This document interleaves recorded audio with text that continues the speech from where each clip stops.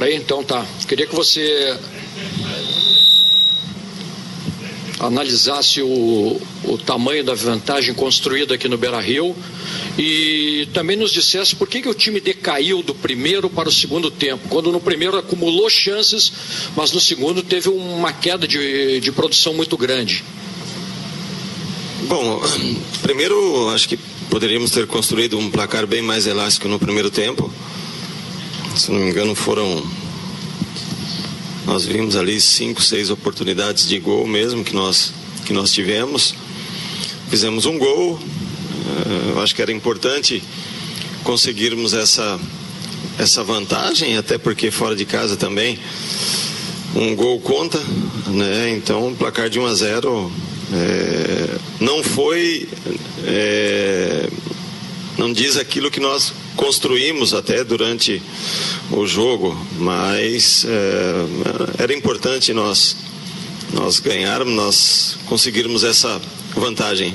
No segundo tempo, se eu não me engano, até 15 minutos nós tivemos 1 ou 2 oportunidades ali de gol.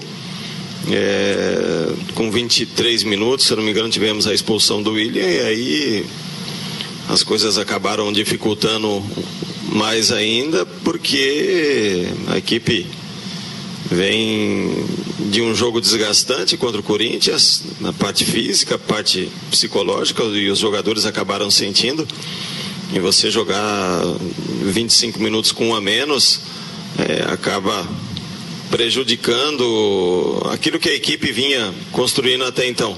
Mas foi uma boa partida. Eu acho que era importante nós confirmarmos aquilo que fizemos na quarta-feira. A equipe teve o controle do jogo. Se não me engano, o Caxias criou uma oportunidade com o Gilmar no segundo tempo, que foi uma oportunidade real de gol mesmo. Até então a equipe vinha controlando bem o jogo e importante a vitória, importante sair na frente. Agora é virar a chave e pensar na Copa do Brasil. Zago, você foi muito cobrado praticamente por todo o estádio quando tirou o Nico Lopes de campo. Por que você tirou o Nico Lopes? Cara, a torcida tem todo o direito de gostar mais de um ou de um outro jogador.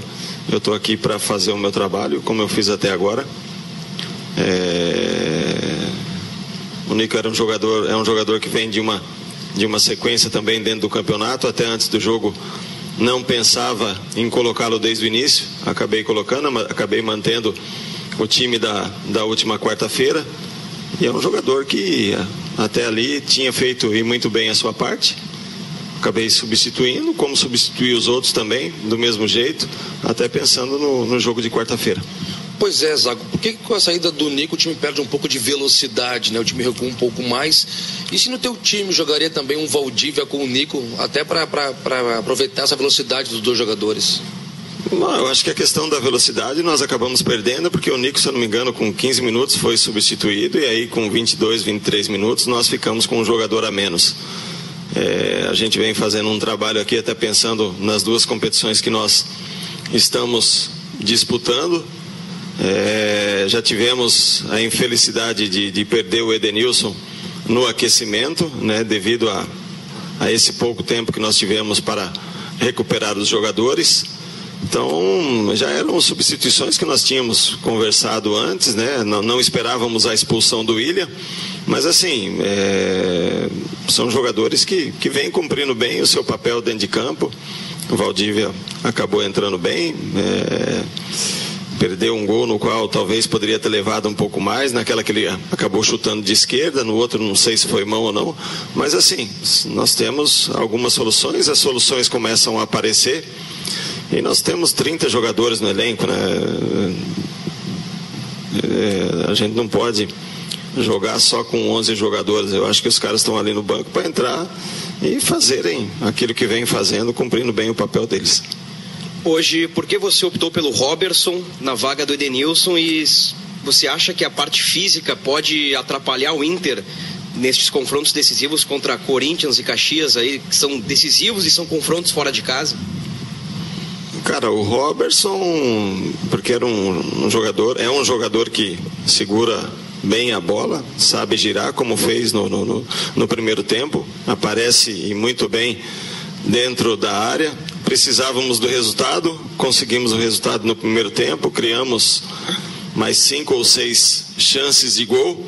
A equipe, até quando teve perna, conseguiu ter o controle do jogo. Depois, com um jogador a menos, praticamente as coisas ficaram difíceis. Até quarta-feira nós vamos ter um dia a mais para descansarmos, né, em relação ao que aconteceu nessa última semana, no qual nós tivemos apenas 72 horas. Então, acredito que contra o Corinthians todos vão estar, se não for 100%, melhor do que esse jogo. E para o jogo, na sequência também, quando nós temos o Caxias, vamos jogar na quarta e aí vamos jogar no domingo.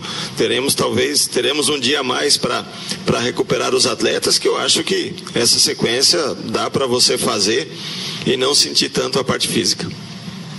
Ainda sobre o Edenilson, Zago, você acredita que possa contar com ele para quarta-feira, ou pelo fato de ser algo muscular talvez preocupe um pouco mais? E não tendo ele na quarta-feira, daí a tua ideia é novamente utilizar o D'Alessandro um pouco mais recuado, como fez hoje? Cara, o Edenilson vai ser reavaliado, né, na segunda-feira.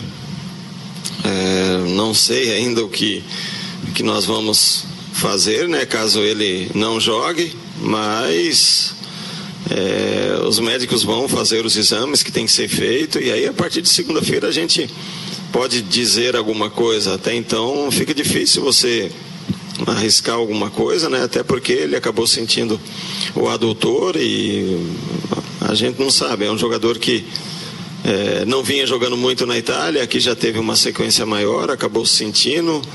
Eu estava até com medo que outros jogadores também acabassem sentindo um pouco mais hoje, mas assim, ainda bem que na parte muscular ninguém saiu reclamando, e fora o Edenilson nós temos todos à disposição para o jogo de quarta-feira.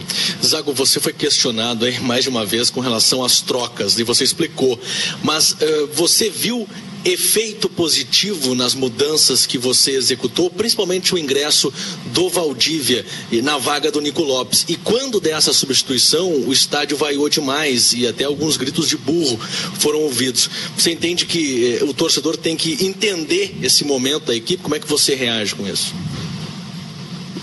Não, eu acho que o torcedor tem que entender o momento da equipe, que é esse mesmo, entendeu?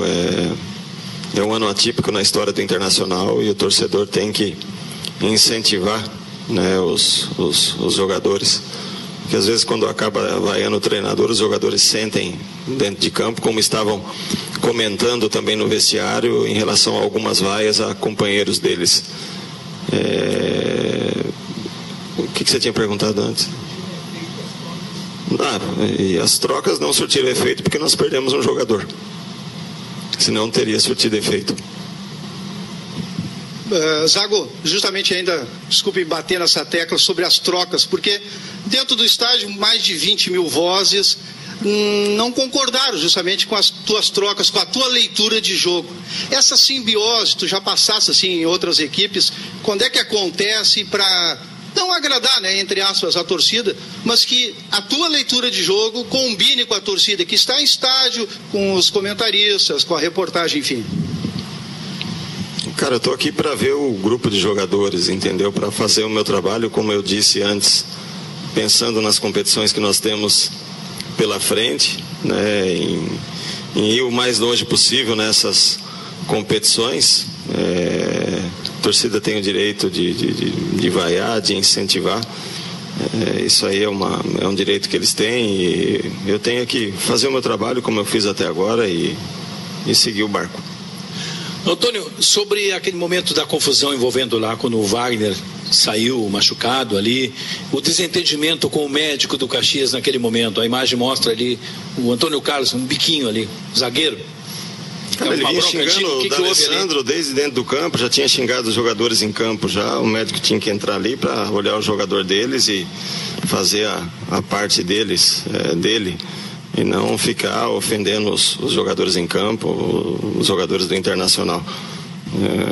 Talvez, não sei, são coisas que acontecem, né? Estava nervoso também, o árbitro, eu, com o momento da partida. E isso aí já ficou arquivado já, até porque nós conversamos.